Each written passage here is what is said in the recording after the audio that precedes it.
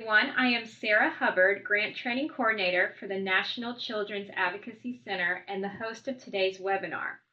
Thank you for joining today's presentation entitled Impacts of Disciplines and Generations on MDT Collaboration and Communication, presented by Kimberly Lear. Kim Lear is a trend spotter and researcher who explores how emerging trends impact the future of our workforce and marketplace. Thank you for that. And what we're really here to talk about today is building strong multi-generational teams and interdisciplinary teams. And particularly in the area of child abuse, there's such a necessity to make sure that teams are working well together and are very high functioning. And one of the reasons is that your job is stressful enough. Miscommunication, mixed messages, and misunderstandings, they can hold up some of the incredible work that is done by all of you, the people on this call.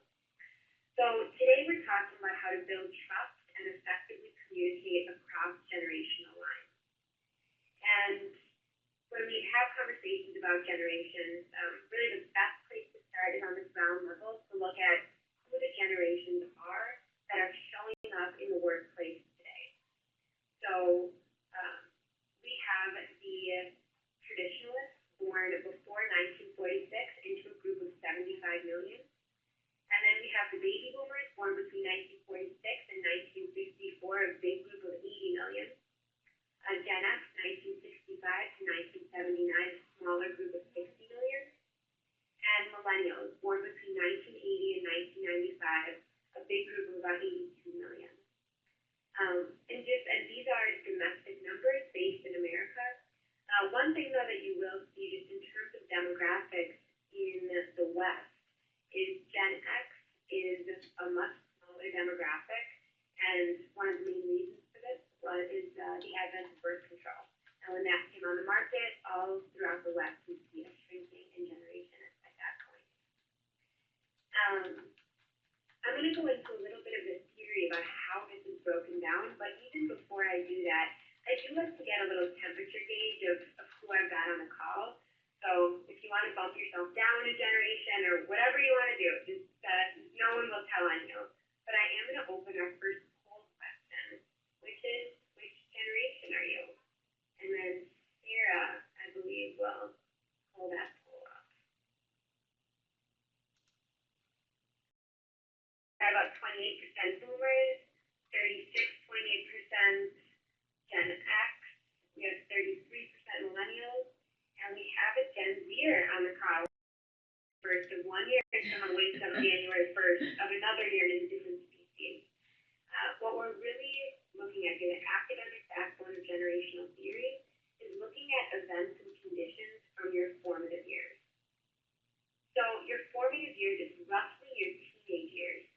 And it's during this time in brain development where you're coming to terms with the world around you. And so what is happening in the world at that time, it has a lasting impact on how we view things like work ethic and social justice, politics. We all remember being teenagers. I'm sure that some of you on this call are currently raising teenagers, and if that's the case, I am genuinely sorry.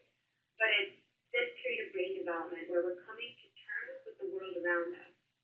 So what is happening in the world at that time that stays with us and creates some of these unique generational personalities? And so part of what we study is how these shared experiences result in behavioral patterns and consumer trends. And the other thing to note about this area of study is that it's rooted in sociology, not psychology. So psychology studies who you are as an individual, your unique brain synapses and your religion and your family.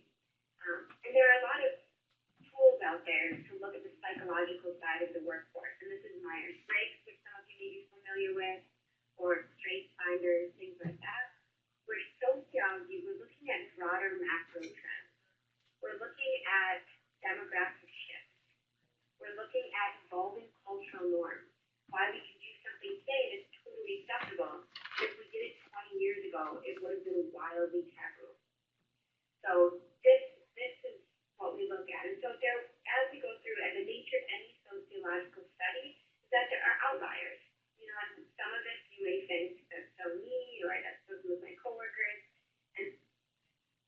you may feel like that's not exactly me. And that's okay. I'll just pull what's most relevant to you from the information. And the other thing just to note is some of you, even just when I ask who is which generation, some of you may feel like you are right on the cusp, where you have 1 foot in one generation and 1 foot in another. And that happens all the time. In the original sociology textbook called Generations, that's Strauss and Howe, there's a whole chapter dedicated to cuspers. It's called Cuspers. And what they talk about is that people who don't fit exactly into one of these categories, they may feel like they're not part of the generational conversation. But what research has found is that people who fit in between two groups, they can understand both perspectives and understand both sides. So you may find yourself being a translator in the workplace and within your family.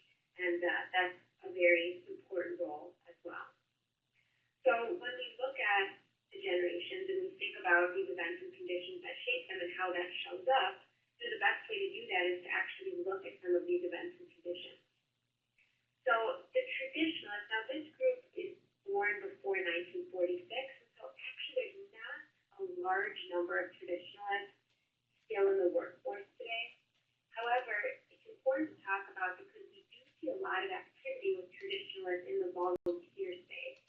So some of you, you may actually work very closely with traditionalists. They're also very involved in donations and giving. So for those of you who are heavy in fundraising, this is an important generation to understand. So when we think about some of the big events and conditions that shape traditionalists, the major events and conditions that we look at are the war and the Great Depression. And so with the war, over 50% of traditionalist men were veterans of either World War II or the Korean War. And some of you maybe are familiar with Tom Brokaw's book, The Greatest Generation. And if you're a nerd like me and you like that's a great book, I recommend it. But what Tom Brokaw talks about with this generation is that it's a generation that really understood sacrifice, understood what it meant to set aside your individual needs in order to achieve the needs of the greater good. And baby boomers who have traditionalist parents, you know this very well. This is the generation that worked their fingers to the bone in order for you to become the most wealthy and most educated generation in American history.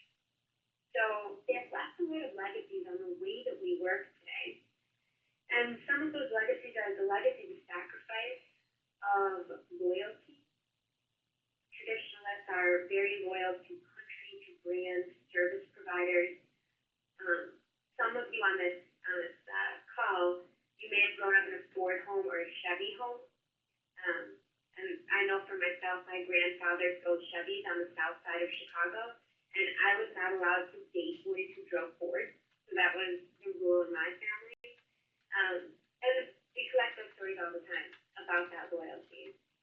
And so they gave us some of those legacies. One thing to keep in mind in terms of fundraising is that in focus groups that I'm in with traditionalists, a lot of them will talk about really fondly remembering the days when you would go to the bank or go to the grocery store and the banker or the person bagging your groceries, they knew your name, they knew your kid's name, they knew when graduation was, and there was this real communal feeling. And some of that, in the face of technology, some of that has disappeared. And so definitely training your younger staff to make sure that they have those strong interpersonal skills when you're thinking about fundraising, making sure that we always remember that sometimes the greatest gift that you can give a traditionalist is the gift of your time. Listen to their stories and take the time to get to know them. Now another legacy that traditionalists gave us on the work front is this top-down command and control style of work. And like I said, 50% were veterans, and so that military mindset is heavily ingrained in the way that they lead.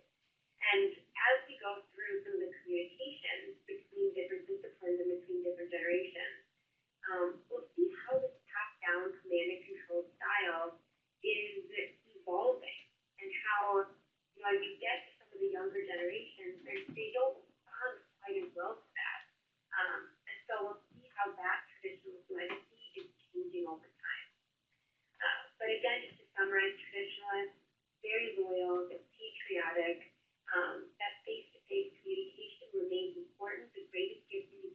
them is your time. And then we'll move on to the baby boomers.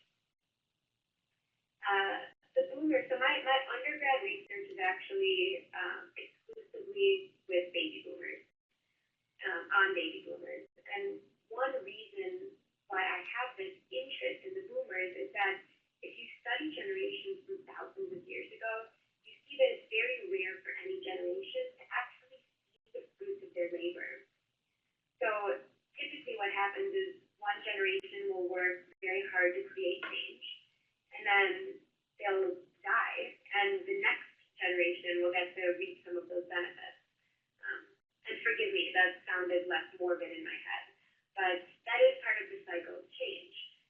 But baby boomers, they grew up during this time of severe social fragmentation, and there were 80 million. It was the biggest generation in American history. They had the bull market of the 60s behind them, and they were willing to create.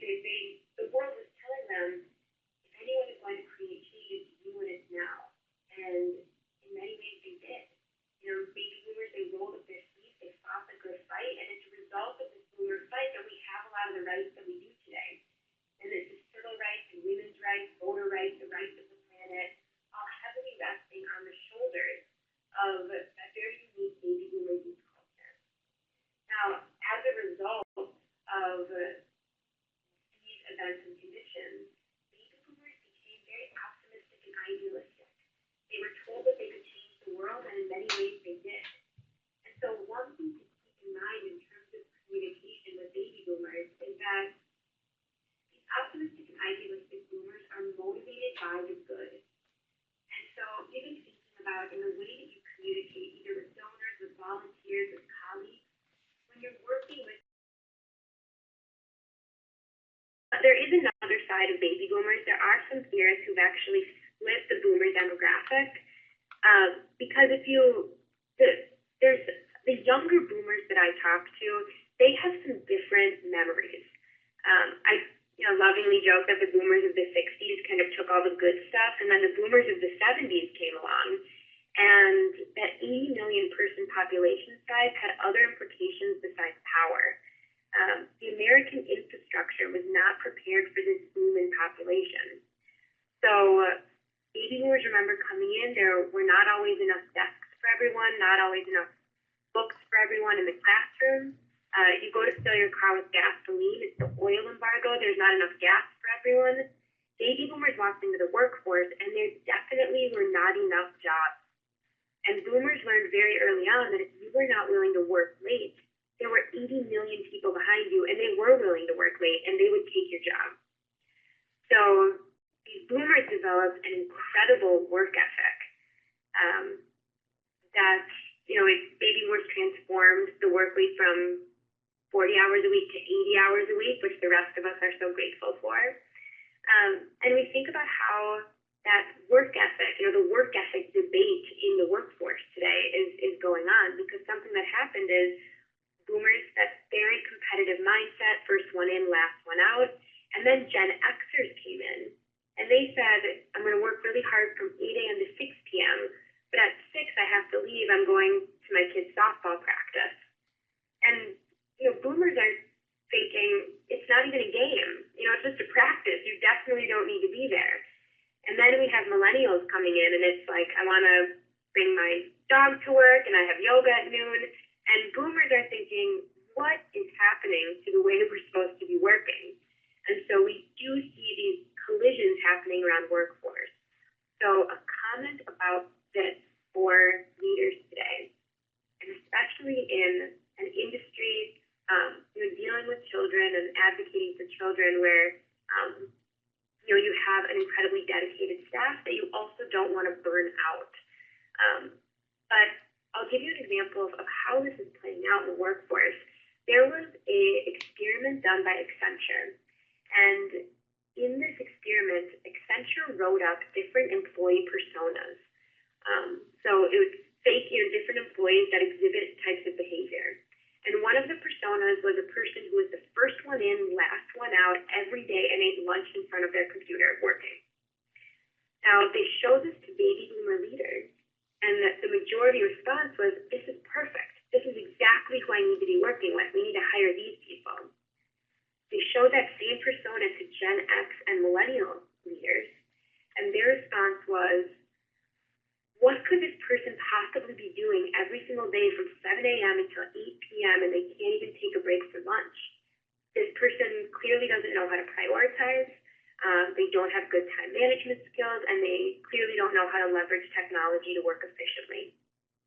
So we're looking at the same employee, the same team member, but depending on these generational vantage points, you may see that a little bit differently. So one thing to consider for leaders today in nonprofits and across the board is how can we focus more on what gets done and less on how it gets done. Thinking as a leader, how can you focus more on results and less on rules in order to make sure that we're really rewarding efficiency and working smart, and understanding that time and productivity are not always linked in the modern workforce. So again, things to keep in mind with baby boomers: optimistic, idealistic, focus on the good, celebrate the wins. And then that competitive spirit has created this incredible work ethic, something that every generation can learn from, but understanding that we live in a different workforce now where we have new tools at our disposal to work in more efficient ways, and making sure that we continue to reward working smart and being efficient, and understanding that time and productivity are not always linked. And then we'll go to Gen X. And the biggest event or condition that impacted Gen X is the emergence of the 24-hour news cycle, or just 24-hour media in general. I mean, for any Gen Xer, I'm sure you remember Duran Duran and Michael Jackson and all those great MTV music videos. But this is also the news. This is also when Ted Turner put CNN on the air. And something that happens in this time of media explosion is that these institutions that were built by traditionalists and then improved on by baby boomers, they were all being called into question in front of your 12-year-old eyes in your living room. And this was WorldCom and Enron, organized religion, nonprofits, sports, politics. During the formative years of Gen X, they remember one president saying, "I'm not a crook," and another president saying like other things that I won't even mention. I'm sure you know what I'm talking about. And as a result, Gen X became very skeptical. They saw a lot of broken promises. And it wasn't just institutions falling apart on the home front. There was also the institution of marriage falling apart it wasn't just institutions falling apart on television, but also institutions falling apart on the home front. And during the Gen X birth years, the U.S. divorce rate tripled. So some of you are probably familiar with the term latchkey kid. But what this refers to is a generation of kids who come home to empty homes. Either both parents are working or parents are divorced, and Gen X walked in and they put their own food in the microwave, they turned on their own television, they did their own homework, and they became fiercely independent. Even today in focus groups, when I ask Gen Xers how they want to work, they say, tell me what you want, where you want it, how you want it, when you want it, and I'm going to go away, and hopefully you're about to go away, and then we can get it done. Now, we compare that to collaborative millennials, and we've got millennials chasing down their Gen X managers saying, I thought we were going to work in a treehouse together and write on a whiteboard, and Gen Xers are thinking, get away from me. So we have that disconnect between it being fiercely independent and being collaborative. So a couple just tips and takeaways with building trust and communicating with Gen X. First here on that independent spirit part. Being collaborative and being independent are not mutually exclusive. We just find that typically it's the first inclination of Gen Xers to work independently. And again, a workforce experiment through Gallup is they were looking at what is the first inclination of different segments of people after they receive an assignment. So they followed a series of companies to their meetings, and they were launch meetings for a project. And as soon as the meeting got out, what they found is that Gen Xers typically went to their own office and they closed the door, they locked the door if that was an option, and they fleshed out some of their own independent ideas, and then they came together. Typically, the first inclination of millennials is to come together first and brainstorm together and then move on from there. So it's not right or wrong or better or worse, but we have to create these cohesive teams, and that can be challenging. And so one thing to think about if you're a Gen Xer and if you're a leader is when you're looking at something that needs to get done, think about where can collaboration benefit this project. So maybe it's in the upfront. Maybe we'll get the most benefit when you collaborate in the brainstorming. Oh, sorry, Sarah, are you trying to say something? No. I'm sorry, I did move a moment. I'm sorry. Oh, no, that's okay. I wanted to make sure I wasn't missing something. So maybe it's in that upfront or maybe it's in the execution, but as that Gen Xer deciding where can we collaborate and where can I encourage independent contribution to find that balance. Now, if you take anything away from Gen X, though, I would say it is this skepticism. This will definitely show up for those of you who are fundraising and for those of you who are trying to get volunteers. Gen X, they really birthed this whole movement in nonprofits of showcasing an ROI, a return on investment. And Gen Xers, no matter how noble the cause, typically Gen X donors will look at a nonprofit and they want to know, where's this money going? How much of it is paying for overhead? What is the bottom line? Do you have case studies and examples of times when the work that you have done has created a big difference for the people on the ground? It is one of the reasons, actually, why some of the larger umbrella nonprofits, such as the United Way, really struggle with Gen X, because Gen Xers are skeptical of institutions, and some of these umbrella organizations, it's difficult to reach out to this group. So a couple of tips on this is anticipate and prepare for skepticism. It's having an idealistic spirit and a great cause is not enough anymore. And so really thinking about, for potential donors or potential volunteers or advocates, what questions could they ask us? Where could they poke holes in what we're doing? What type of numbers can we show them to make sure that we're getting our point across and showing how effective we truly are? And when people come and poke holes or ask really difficult questions, it's easy for us to get a little defensive. I know I do this for sure. Getting defensive is the quickest way to lose the trust of Gen Xer. And so thinking about, instead of getting defensive, seeing this as a sign of engagement, because it's true, these people, these Gen Xers, they wouldn't push back and question you if they weren't engaged. And so being able to anticipate, prepare for that skepticism. And then for Gen Xers, balancing collaboration, independence, and figuring out where you can infuse your current projects with collaboration to better engage some of the millennials that you work with.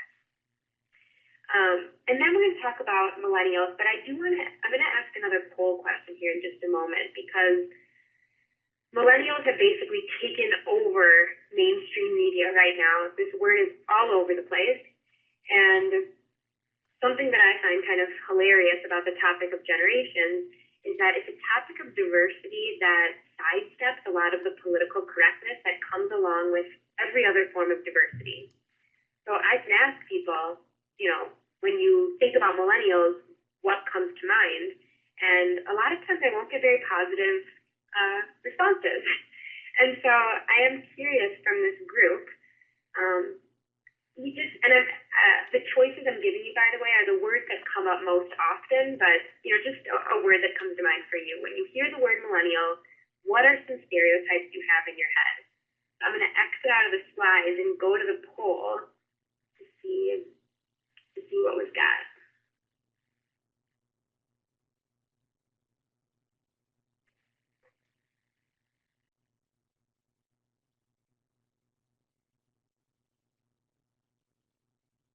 I'll wait just one more second here.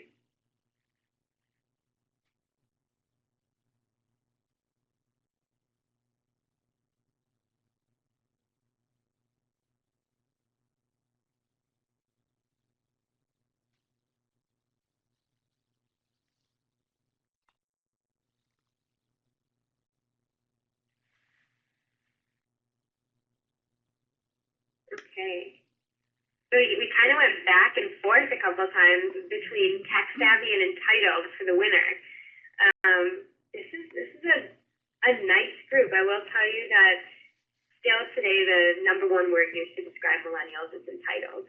And we'll talk a little bit about that. But tech savvy, that's definitely a big one. The word selfie comes to mind.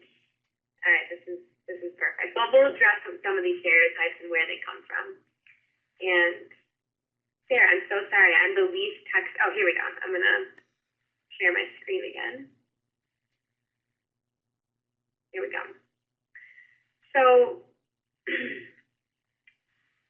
when the major events and conditions that we look at with millennials are technology and how violence is experienced. So I'll start with technology. We can't talk about millennials without talking about technology. And many of you said tech savvy as what you think of when you think of millennials.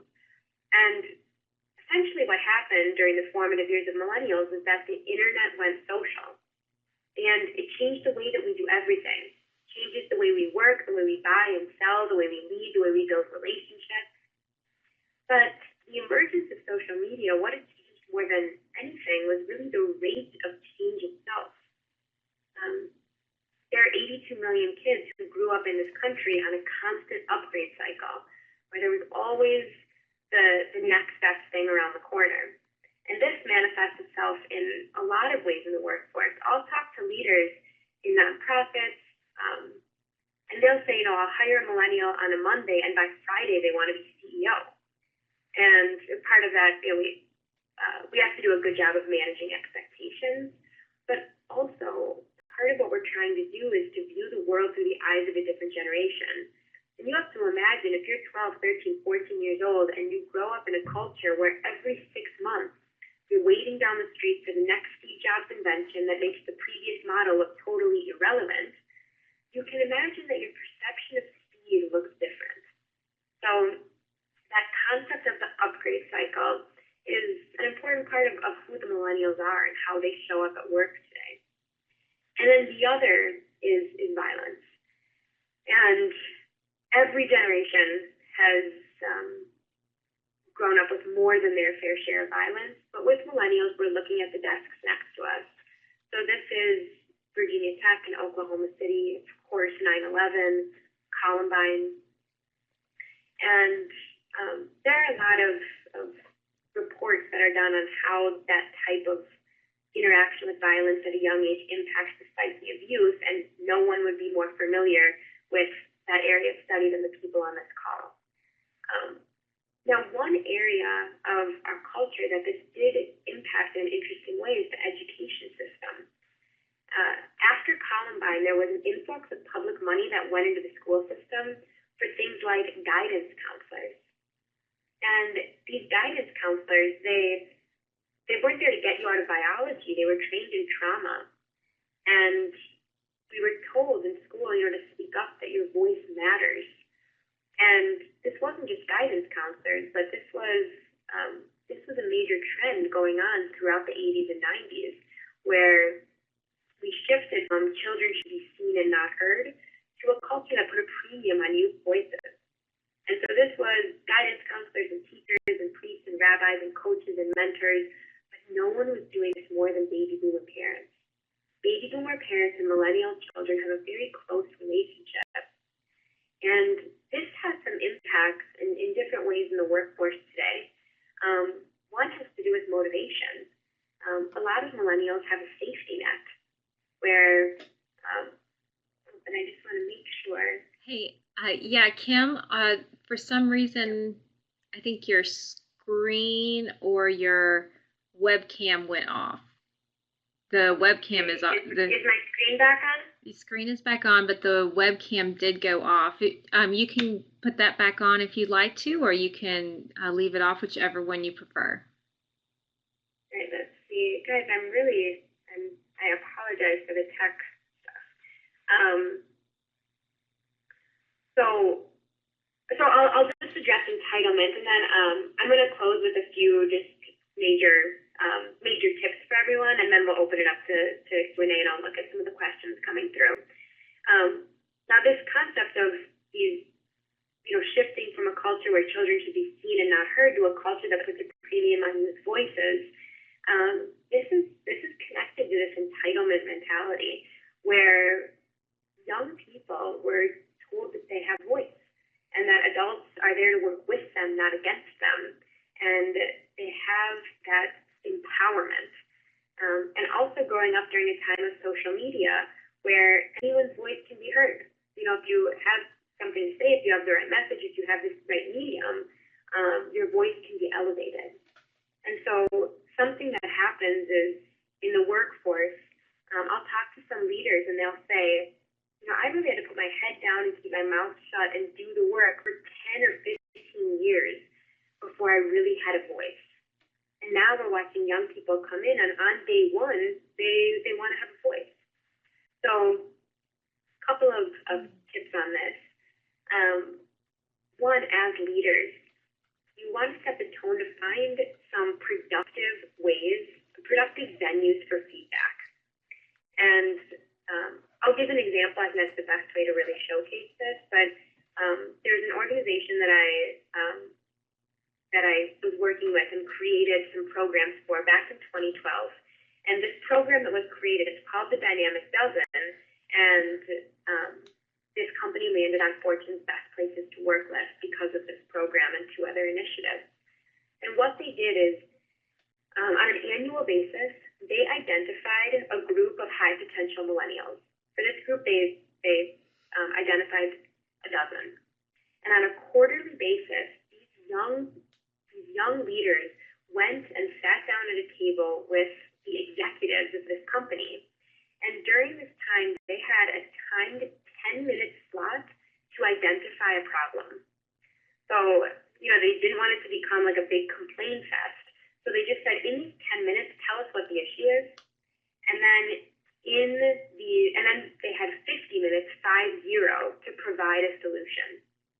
And so while they provided a solution, they had to make sure that they communicated the different options that they vetted, why they chose this particular option, how much it would cost, the potential return on investment, the manpower that they would need, potential timeline, and how it aligned with business objectives. And when we measured engagement on both sides, the young people at this company, they were so engaged because even if they weren't one of the 12 that were selected for the program, they felt like on some level their voice was heard at the top, and that was engaging.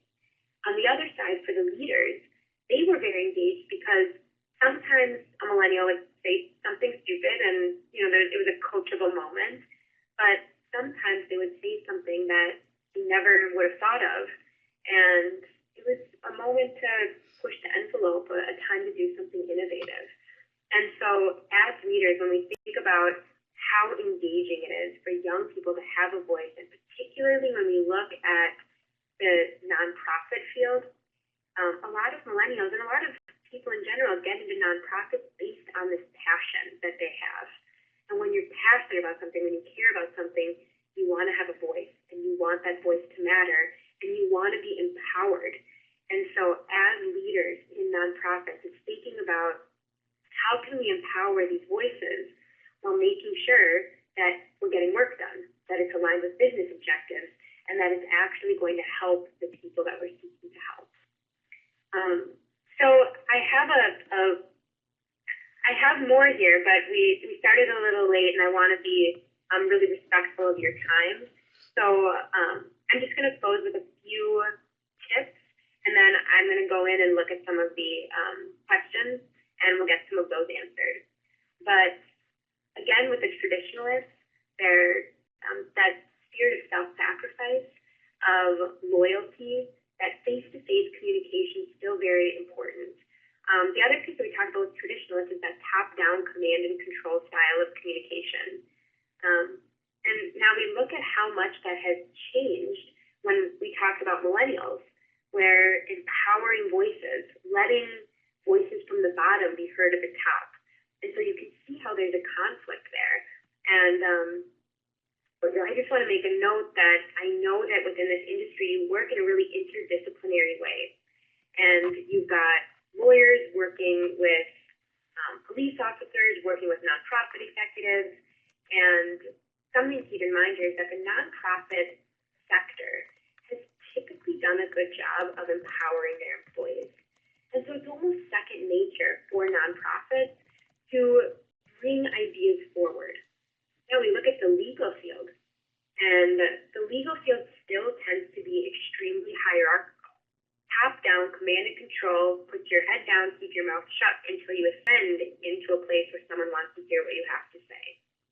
Now that can be at odds in your field when you have when you're working interdisciplinary.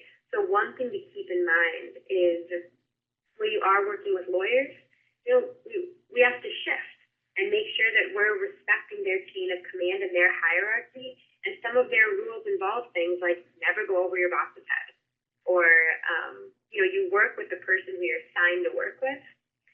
But also, if there are any lawyers on here, it's also looking at how can we step outside of our silos, step outside of our hierarchical structures in order to empower outside voices and have some of that agility and flexibility.